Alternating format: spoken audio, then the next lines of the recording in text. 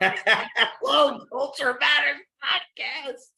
We are excited about this one. Before I introduce this guest, which you know, you love, you may not, but before I introduce them, here's a quote I picked just for this episode. One person with a belief is equal to 99 who have only interests. John Stuart Mill. Andrew Berman, staple to the Culture Matters podcast. If you haven't heard him or of him, well, you may not even know that this show exists. Please go through the roster of episodes and listen to my dear friend Andrew, who has been, like I said, a part of the culture. Well, I didn't say it, but I inferred it. Culture Matters family. And right before we hit record here, we were in a conversation about the value of a 30-minute podcast. So without further ado, thanks for coming back on, Andrew. And I'm curious, number one, of course, what your thoughts are on that quote, which I'll reread. But yeah, is a podcast that's shorter? This is the question. That's considerably shorter than an hour. Just mental masturbation. That would actually infer that you're getting to a point or a conclusion. And I truly believe, and Jay, this is a lot to do with my conversations with you. A lot to do actually with like listening to your podcasts. Because like 30 minutes, 30 minutes, I believe that when you start off the 30 minutes, the first 30 minutes is basically all of the kind of the canned messages that we all have.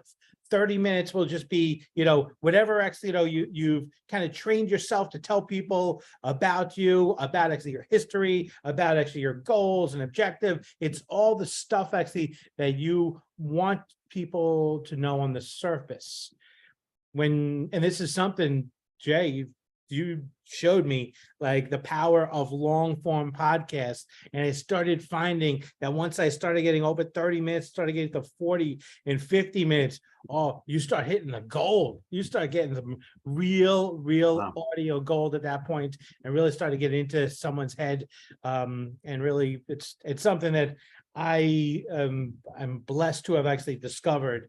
But that's my feeling about the 30-minute podcast. How have you been able to navigate that?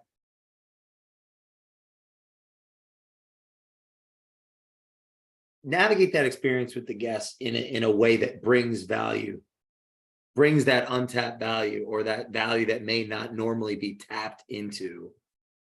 Because hey, we represent various brands, we represent various services, products, and it is just another podcast or just another conversation or just another coffee until it isn't, I guess. So the question is, how have you navigated it? What is leading to that gold in your mind? My experience, I always used to do short interviews. I would send the people the questions before. I would do, basically when someone would come onto the podcast, the conversation would have already have been had in my mind and potentially in the other person's mind because I gave them the questions. So, watching a little bit of the stuff that you've done, I kind of took a different approach when when the pandemic hit. We went live daily for the Mortgage Leadership Outlook. So Monday through Thursday, we would go live every day with, actually Monday through Wednesday, I think, live every day with a leader in the mortgage business. And I went with a different tack that I would normally do. Normally I'd have the canned questions. I'd send them some questions, and some of these people did need some questions in advance, but they knew actually that we were going to have a conversation, and the conversation was going to be somewhat unscripted, mostly unscripted, I should say. And I started having conversations with people, actual conversations, not just actually getting, the information that they have present, in their frame of mind. What would be your advice to the listeners that have interest in having actual conversations? I'm laughing. Why am I laughing? That's another question to have for you. But first question is, what would be your advice to the listeners to have actual like how to go about that process? What was it like for you? How'd you get there? Well, I mean, a couple of different things there. So my advice would be actually, and because most cases, the long form content has no place in, the marketing realm. And let's call a spade. I mean, while podcasts are great, they're marketing. They're created so I can share my message, so I can connect with other people, so I can share other people's message. So it is a marketing tool. And when you're looking at marketing, you have to think of actually, the things that are going to be the most effective. Long form interviews, generally speaking, is not going to be high up on the return on investment list. But what is the content that's going to come from that. And what I think actually for your audience as a little hack is taking that long form content and making as much short form content out of it.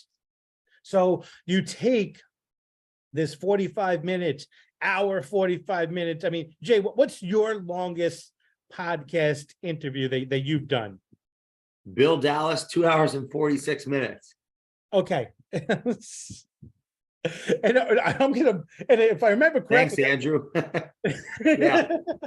I mean, shit, without you, I wouldn't have had it. So we did that. High five. No. He's coming back too. Just talked about it. Now that 2 hours and 45 minutes probably was cut short because of your schedule or his schedule. He probably would have kept going. I think there was inclement weather. No, I'm just kidding. Yeah, the Wi-Fi was starting to get a little glitchy. That's a man with a lot of wisdom. But where were you going with that? So with that, I'm listening, and I know Bill is not someone actually who just says things, for the purposes of, just filling in words. He has so much insights, has got so much knowledge, has so much experience. So that 2 hours and 45 minutes, you could have so much gold from there, from so much actually pieces of content that you create. So if you're looking at this and you're looking at going back to the advice that I would give to someone who's creating a podcast and using it for marketing purposes, go long form.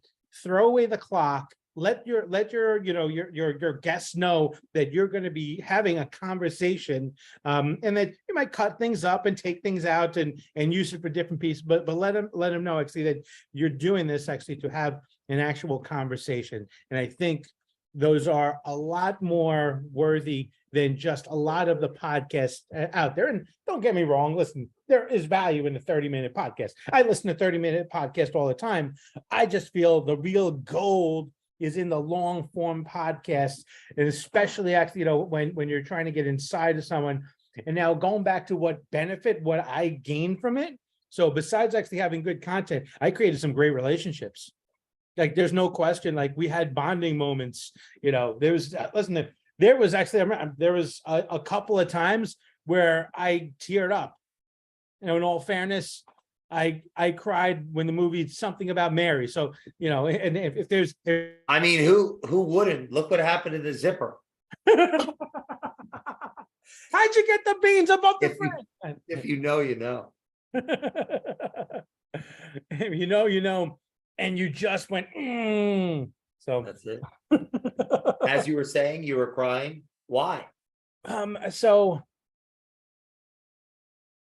different people in different stories. I mean, there's like, there's this one woman actually was talking about actually, I'm drawing a blank on her name. This is going to be embarrassing, but she talked about actually how she, there was someone, a mutual friend of ours who passed away.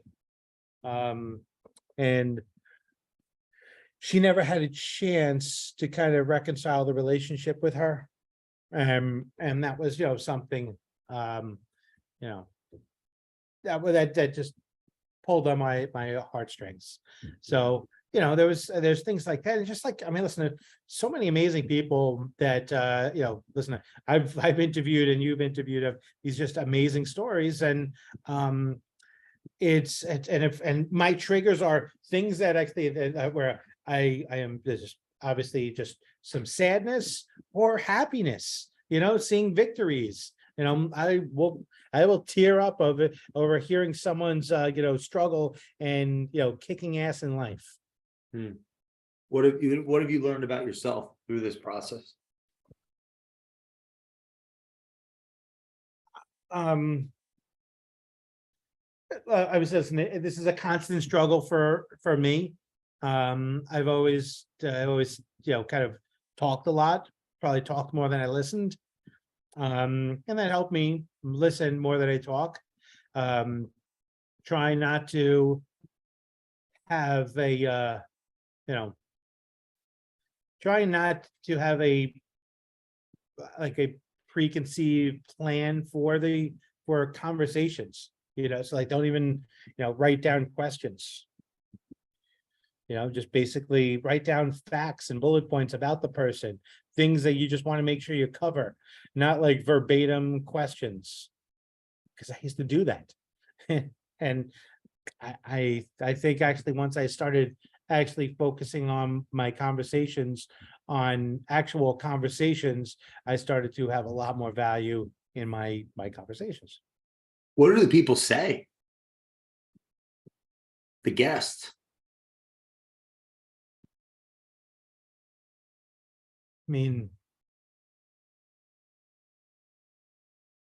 I don't know the answer that they say everything. They say, they say you should search hashtag mortgage leadership outlook on YouTube and listen. But No, I mean, what do they say after the experience of that type of dialogue? Like, have you gotten feedback on it? Like, oh, this was, yeah, I'm curious, like feedback from the guest.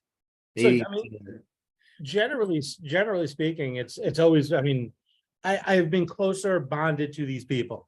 Everyone actually that I've had as guests, I would say actually I have a significantly better relationship now than I did previously. These are people actually that, in many cases, they're the top people in the mortgage business. Like, like I said, Bill Dallas, people actually who I have a ton of respect for and appreciation for what they've done in the industry.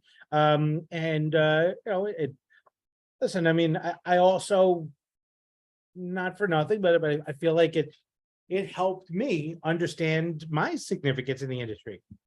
The fact actually that I work with such an amazing group of people, and I was privileged to be able to reach out to them, have them say yes to come on to the podcast to have a conversation.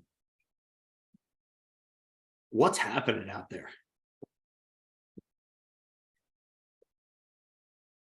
I mean, it's interesting because I had a conversation today with someone who business is down significantly. But I really actually I thought actually this person would be potentially a good candidate for an acquisition. Like I just thought, that they were kind of just tired and wanted out of the business. But what they said to me, Jay, is they said, Andrew, these are the times that we've been waiting for. Yeah, and he's like, there's a lot of people that are struggling, but we've done very well for ourselves. He said, I said, I don't mind actually that we're gonna, in best case scenario, we might break even. He's like, I don't need to take a salary. And I think actually there's a lot of people that are either it's just one extreme or the other. And so it's, they're struggling and not sure what they're gonna do and are considering, driving for Uber. And then you have people are just like, oh, I've been waiting for this and waiting for just the numbers of mortgage companies and licensed MLOs to just drop and dwindle. And I think it's just, it's really it's an interesting conversation that I had today. And I have conversations like this all the time, but people are just, they're one extreme or the other. They're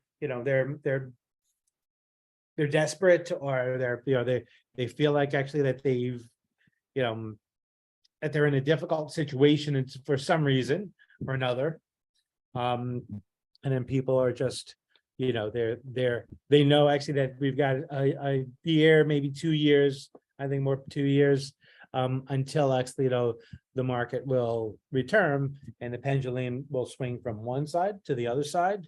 And everyone who's left will reap the benefits of reap the rewards of their good decisions and their frugal decisions. Is the middle ground less?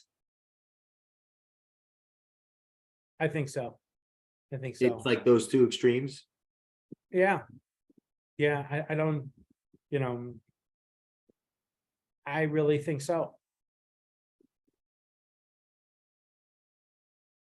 What would be your advice to the audience about how to stay focused, disciplined, selling right now? Selling whatever they sell.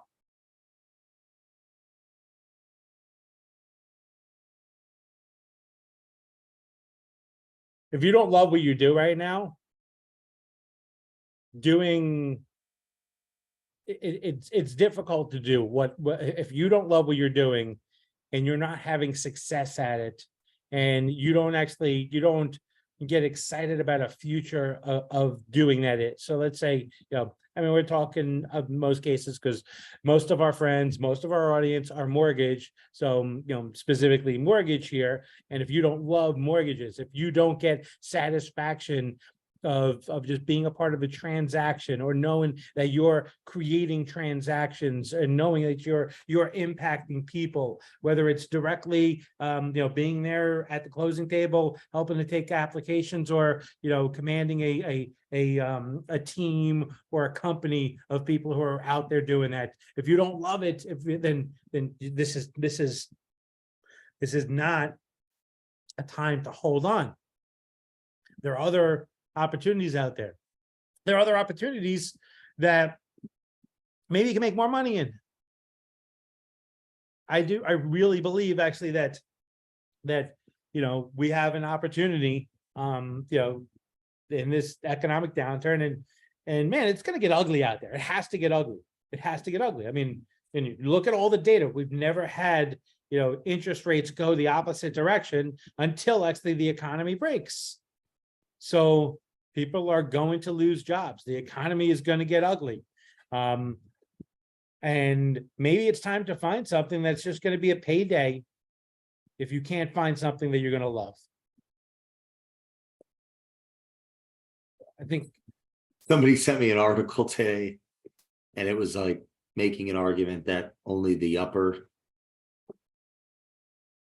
1% or echeloning earners in the country are down. But then like halfway through the article, it was like a Trojan horse for a private equity ad.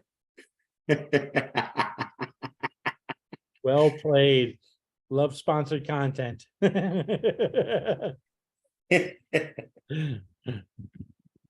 do you fear?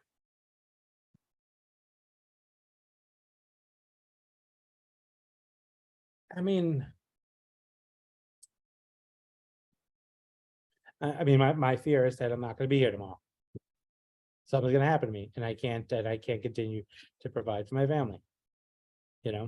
It's something that, as I as we get closer to, the striking time for paying for college and, weddings and, all these other expenses, um,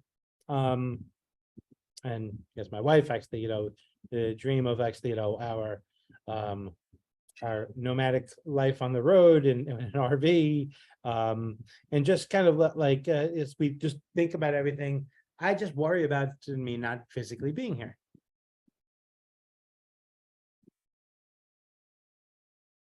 Where do you think you'll be?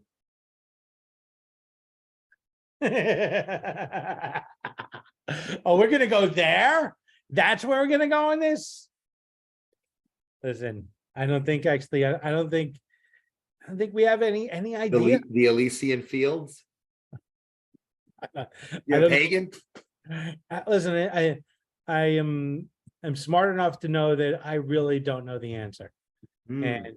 I don't know. I don't know actually.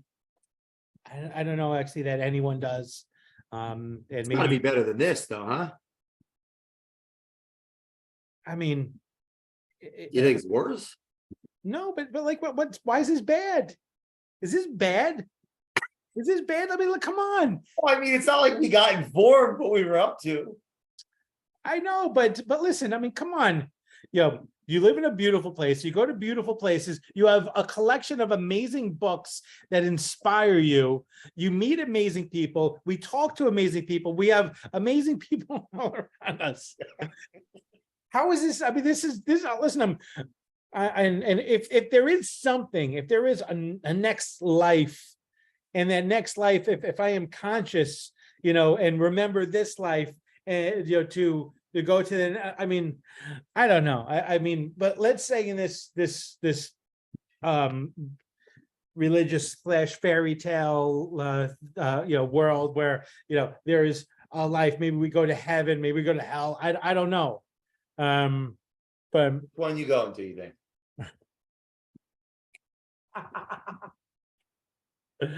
oh, Yeah, you said, wait, this is the thing. The challenge here in the beginning, even though you said, oh, we can't have a 30-minute podcast. And by the way, I agree with everything it was really well articulated. It's a paradox because I agree with everything you said about that. Right? This is a great podcast. 30 minutes. Yeah, yeah. We got 6 minutes left. well, here's the thing, and Where are you going? 6 minutes. And I think actually the one thing with my conversations with you, whether it's the podcasts, by the way, first episode I did, season 5, episode 55. That's my magic number. Amazing. But so we've already done the surface stuff. I've already actually given you my narrative, my origin story that I've actually told so many people. I've already actually shared this. I even actually, I'm so, and where to go and where not to go. Like if you said, so what are you doing to protect yourself? But I would be talking about life insurance and about actually how I sell life insurance. You knew not to go there. This is actually the magic that is Jay Doran, because actually that, and I'm assuming that the 30-minute podcasts work really well when it's someone who you've been on before. Like you can now have a Bill Dallas. Andrew, no, they suck. I just wanted to talk to you after this. I just wanted to get a damn quick podcast here real quick. It's a completely self-serving. No, I'm kidding, but I'm not really. Meaning, I just love you. You're hilarious. I agree with everything you're saying. But the funny thing is, you give me all this credit, right? But ultimately, the truth is, Adam Smith's invisible hand, my self-interest, your self-interest is colliding. Because ultimately, we only had like an hour to chat tonight. I want to catch up and see how you're doing. But we got to squeeze a podcast in because why the hell wouldn't we? And because, dude, I want to be those people you were talking about earlier, about the ones that are winning.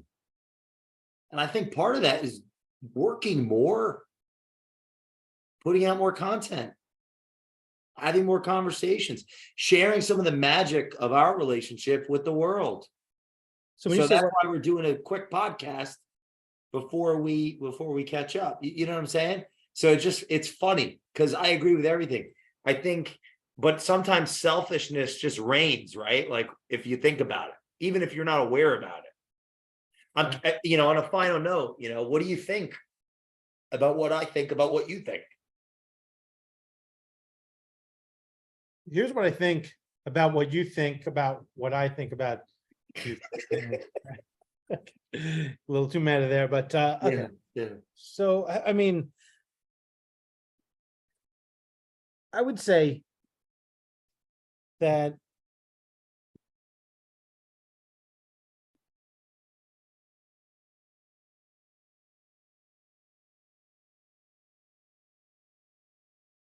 so I know silence is not good when it comes to radio or podcast.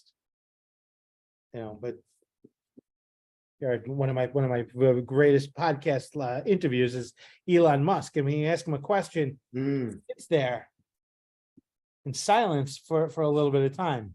I don't have the luxury of doing that, so I'm just thinking of actually something that's somewhat remotely interesting while I'm actually processing thoughts here. So Jay, here's the thing, and maybe this actually is good actually for people actually to understand that they should be listening to more Jay Doran and more Culture Matters stuff, because I've learned a lot of what actually I do in terms of my conversations and how I handle people and treat people from plugging into your world, whether it's my conversations with you, listening to your podcasts, 30 days of thought. I mean, these are all things. So it does not surprise me that you would actually look positively on this. It's like my dad actually says, "Oh, I'm so proud of you." Of course you are. You created me. When I pour my heart into my kids and I tell them how much I love them, how I'm amazed, because my kids are a combination of my two favorite people, myself and my wife. So when you speak positively about about these insights that I pulled, they're basically a mirror of you. Because you are a great teacher, a great someone who has inspired many people, and many people who have even been my guests on podcasts. So thank you.